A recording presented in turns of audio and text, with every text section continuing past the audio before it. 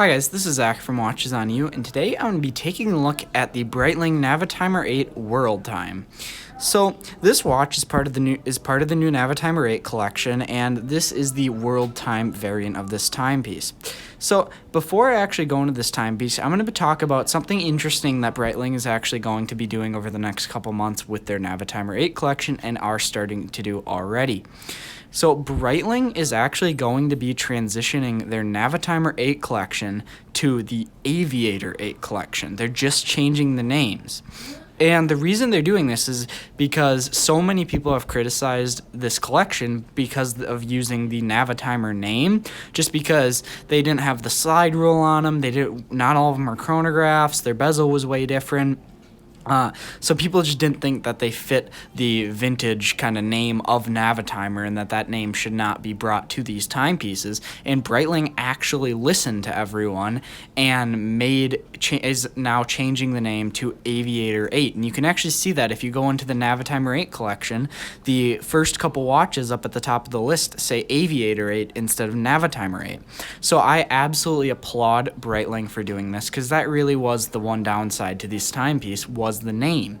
And I love how they were actually able to listen to their customers and the review agencies and just other people commenting on their brand and actually change the name. I just think it's great, and I think more companies should definitely do that. So now let's go on to this timepiece. So this watch has a 43mm stainless steel case. To go over the case right away, it's brushed on both sides, but then you do get some polishing on top of on kind of a beveled edge on the lugs, kind of like a bit similar to how Omega bevels their lugs. You can see that they have polishing on the sides of their lugs there, and then brushing on tops and the sides of the case.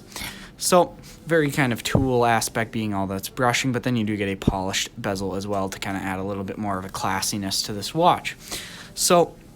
But right away, you can see that the dial here is very, very full, and that's because of the World Time Complication. So to use World Time, what you do is you use this ring, the ring that is half blue and half black, and that you can see goes to 24 hours. So throughout the day, that's actually going to spin, and you can find the time zone in every time zone in the world using the cities going around by the bezel on the chapter ring. And what you'd simply do, so if I want to find the Puerto Rico time, you'll simply basically just draw a line from the city. There'll be an arrow in the middle of the city usually, and you can see that with Puerto Rico and all the other ones. And then you'll just find that arrow in correlation to the world time wheel. So you can see in Puerto Rico it's about 7:20 right there. And it is in military time, so you'll know if it's AM or PM, which is a great feature of world timers. So you can see you'll just use that arrow, bring it to the ring, and then that will be the time zone in that country.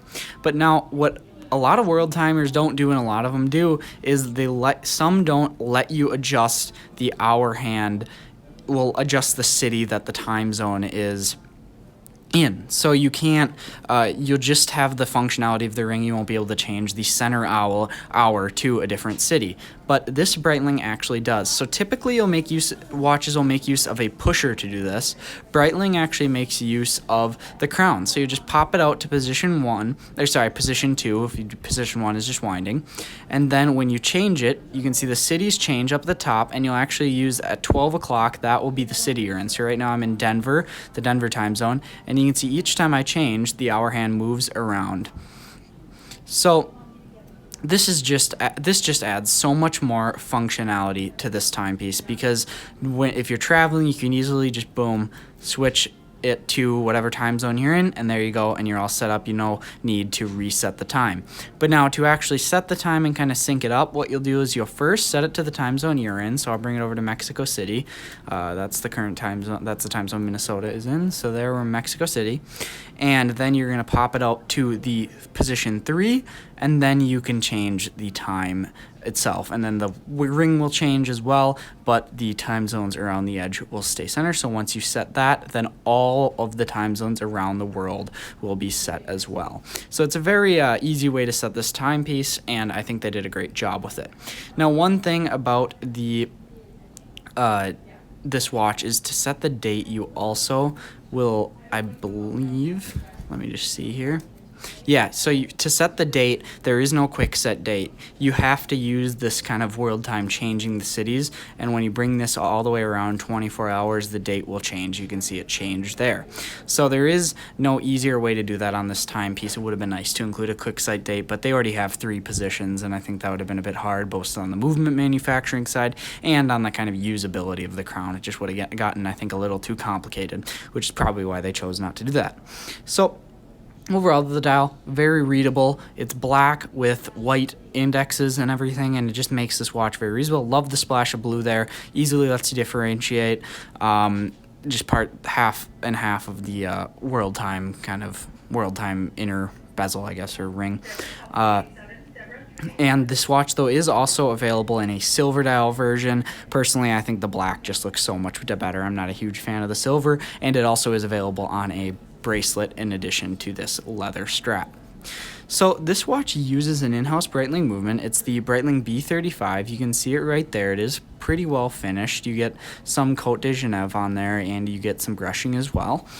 This movement offers a 70-hour power reserve, which is actually fantastic, which is absolutely fantastic, and that's kind of becoming the new standard for luxury timepieces, with Rolex moving to that, Omega is now moving to that, and now Breitling is moving to that as well. Something that's great to see.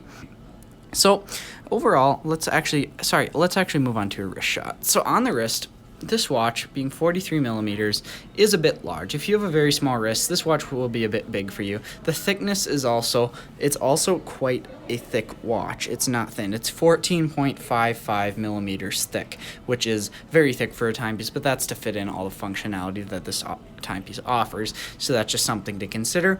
The clasp on this is a deployant clasp. You can see it's a solid bar deployant clasp. Just push button. You just press these 2 buttons in, and it will open right up, and then close it, just push it down.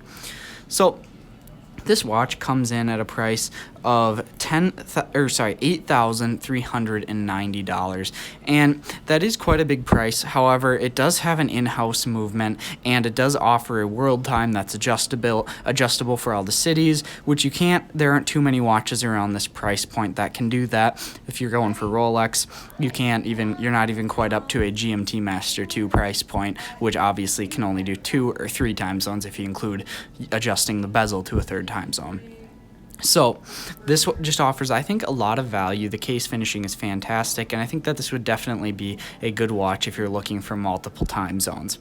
So I'd like to mention that we're at Continental Diamond in St. Louis Park, Minnesota. They're an authorized retailer of all Breitling timepieces, and they lent us this piece for the purposes of this review. I'd like to let you know that I'll be leaving a link in the description to their website, as well as our channel Amazon store, where we have some of our favorite watches, straps, and other watch accessories on Amazon. And if you purchase something off there, that does give us a slight commission. It just helps support the channel a bit. So thank you guys for watching. Remember to like, subscribe, and share. Thanks.